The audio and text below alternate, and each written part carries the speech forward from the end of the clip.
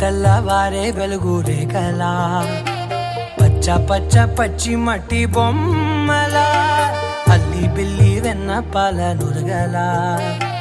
అచ్చ తెలుగు ఇంటి పూల కొమ్మల దేవదేవుడే పంపగా ఇలా దేవతే మా ఇంట అడుగే పెట్టెనంట బ్రహ్మ కళ్ళలో కాంతులే మా అమ్మలా మా కోసం మళ్ళీ లాలి పాడేనంట. వచ్చిందమ్మ వచ్చిందమ్మ